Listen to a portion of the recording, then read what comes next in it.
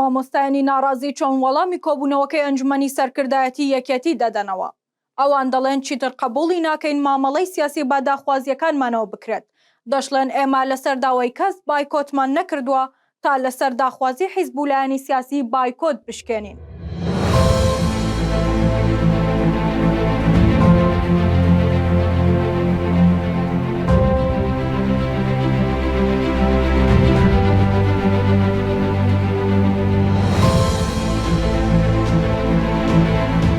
مامۆستایانی ناڕازی ئاماژەیان بەوەش کرد کە یەکێتی ئەتوانێت خەڵکی تر چاواشە بکات. بەڵام مامۆستایان کە وانەی هۆشیاری بە کۆمەڵگا ئەڵێنەوە بەرچاویان ڕووناکە یەکێتی خۆی بەشێکە لە کێشەکان و هەر بۆ خۆشیان ئەتوانن بەشێک بن لە چارەسەر. مامۆستایانی ناڕازی وەڵامی کۆتا کۆبوونەوەی یەکێتی نیشتمانی کوردستانیاندایە و ڕایانگەیاند. یەکێتی نیشتمانی کوردستان کە دەسەڵاتدار و قەڵەمڕەوی زۆنێکی گەورە و کاریگەرە پاش زیاتر لە 4 مانگونی و لە بایکۆتی مامۆستایان و فەوتانی وەرزێکی تەواوی خوێندن و لە سەرەمەرگی وەرزی دووەمدا و لە پەراوێز و کۆتا خاڵی کۆبوونەوەکەیاندا زۆر بە لاستیکی و ئینشائیانە و بەبێ هیچ چارەسەرێک بە دەستەواژەی پڕ لە شەرمەزاری بایکۆت تەنیا لەم دەڤەرە هیچ ئەنجامێکی لێبەدی نەهاتووە داوا لە مامۆستایانەکەن کە بایکۆت بشکێنن. کۆبوونەوە و داواکاریەکانی ناو کۆبوونەوەکە لە کاتێکدایە کە کەسی دووەمی ئەو حیزبە جێگری سەرۆکی حکوومەتی کوردستانە و بە فیعلیش سەرۆکی حکوومەتی ئیدارەی زۆنەکەیانە.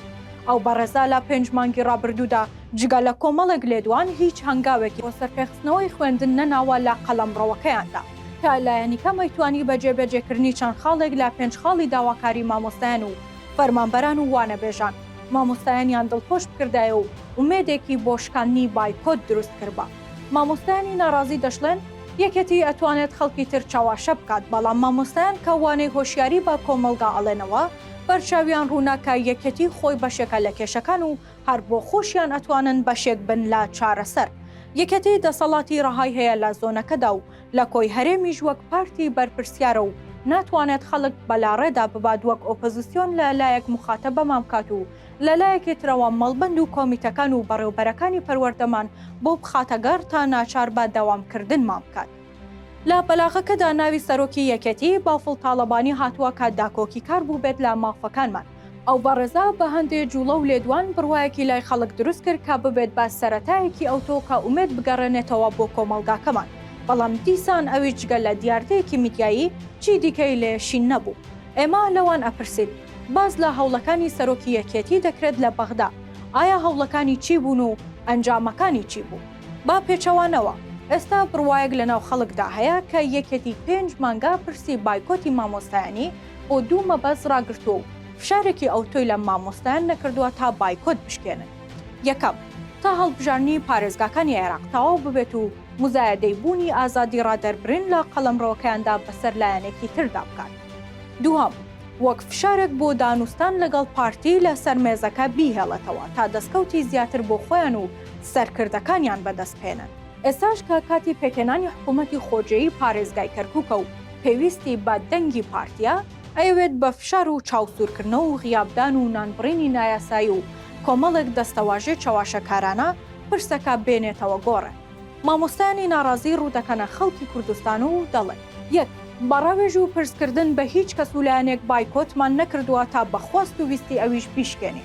دوو، بایکۆت پرسیەکی سیاسی نییە تا بە کۆبوونەوەی سیاسی و سەرکردایەتی هیچ حیزبێک بشکێت.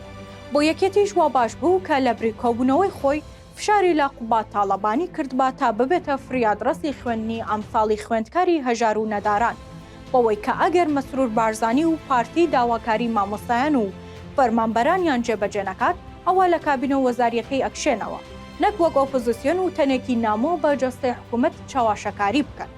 سێ، داخوازیەکانمان ڕوونن، ئێستاش نەچوە بچێت، ئەتوانن دڵی شکاوی موچەخۆران بەدەست بێن و لە هەمان کاتدا دڵی خوێندکاران و کەسوکاریشیان خۆش بکەن. لە کۆتایی پەیامەکەیاندا مامۆستایان ئاماژە بۆ ئەوە دەکەن و دەڵێن بایکۆت و ناڕەزایەتیەکان بەردەوام ئەبن و بەبێ ئەنجام کۆتایی نایات. درود بۆ خۆراگری مامۆستایان و وانەبێژان، سەربەرزی بۆ خەڵکی بە هەڵوێستی چین و توێژەکانی دیکە، ئەنجومەنی سەرتاسەری مامۆستایان و فەرمانبەرانی ناڕازی.